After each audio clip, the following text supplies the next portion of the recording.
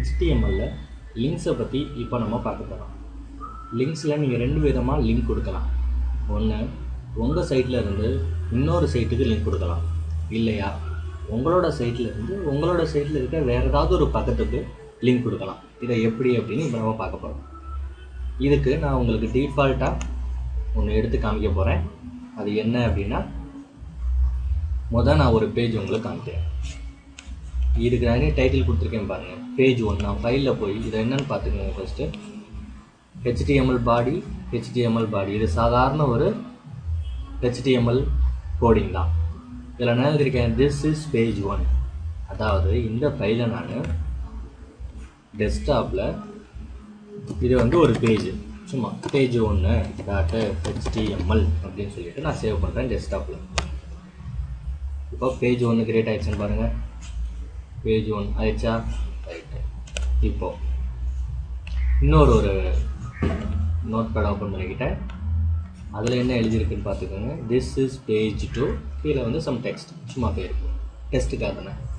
இப்போ நான் ஒரு HTML சேவ் பண்ண போகிறேன். இதுக்கு என்ன நான் பேர் கொடுக்குறேன், பேஜ் 2.html அப்படின்னு சொல்லிட்டு டெஸ்க்டாப்பில் சேவ் பண்ணுறேன்.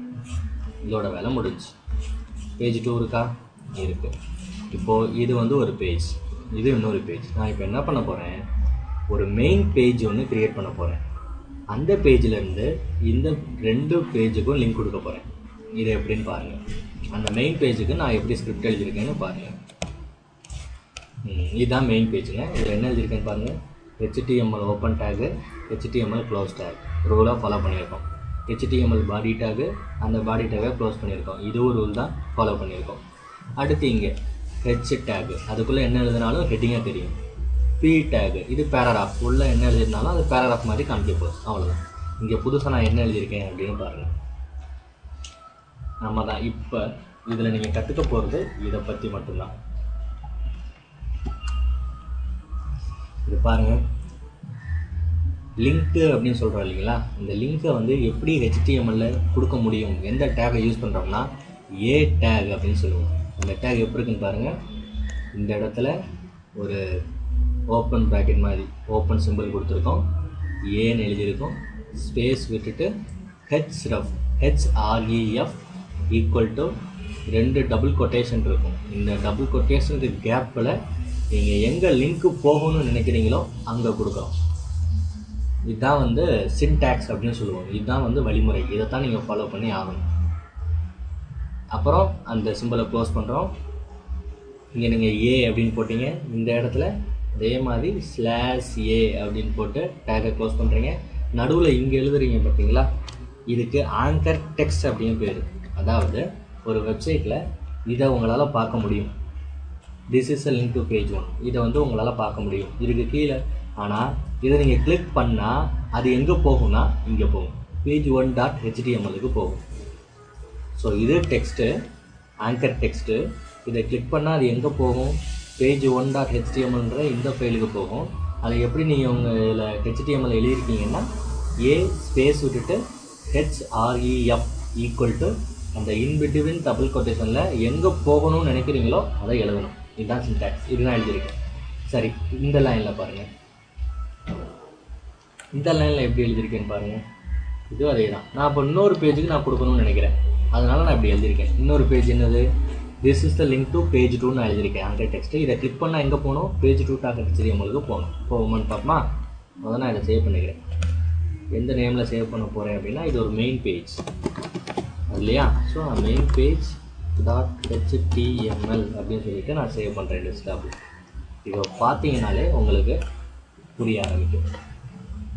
இப்போ பாருங்கள், நான் பேஜ் 1 இப்போ உங்களுக்கு ஓப்பன் பண்ணி காமிக்கிறேன். பாருங்கள், திஸ் இஸ் பேஜ் 1. இதுதான் நீங்கள் அங்கே எழுதின முதல் சைட்டு.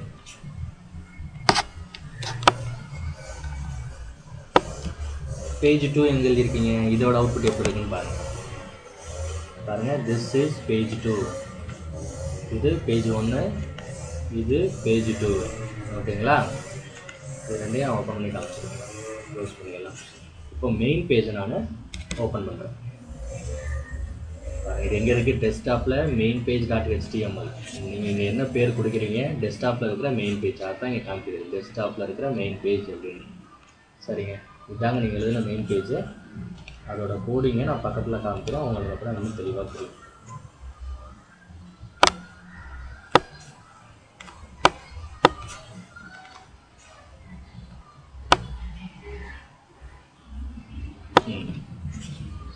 இப்போ பாருங்கள், நீங்கள் ஹெட்டிங் டேக்குக்குள்ளே திஸ் இஸ் மெயின் பேஜ்னு எழுதியிருக்கீங்க, அது ஹெட்டிங்காக காமிக்குது. பேராகிராஃப்குள்ளே திஸ் இஸ் சம் டெக்ஸ்ட்னு எழுதியிருக்கீங்க, அது பேராகிராஃபாக காமிக்குது. அப்புறம் தான் இங்கே வாங்க, இந்த இடத்துல this is a link to page 1ன்னு எழுதியிருக்கீங்க, அது இங்கே எழுதியிருக்கா? எழுதியிருக்கு.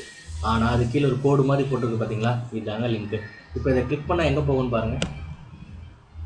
திஸ் இஸ் பேஜ் 1க்கு போதா? ஏன் கிளிக் பண்ணால் இங்கே போகுது? இதான் எழுதியிருக்கீங்க, பேஜ் 1.html. இதை கிளிக் பண்ணால் பேஜ் 1.htmlக்கு போ அப்படின்னு சொல்கிறது தான் இந்த ஏ ஸ்பேஸ் விட்டுட்டு href அப்படின்னு எழுதுறது. சரி, இப்போ பேக் போயிடலாம்.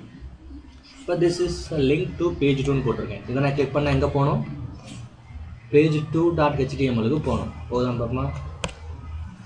போகுதா? இந்த எழுதியிருக்க பாருங்க, பேஜ் 2.htmlக்கு போகுதா? திஸ் இஸ் பேஜ் 2 போகுது இல்லையா? இதாங்க லிங்க்கு. இதோட சின்டாக்ஸை நான் உங்களுக்கு இப்போது பெருசாக ஒரு டெக்ஸ்ட்டில் எழுதி காமிக்கிறேன், அதை நீங்கள் ஃபாலோ பண்ணுங்கள். சரி,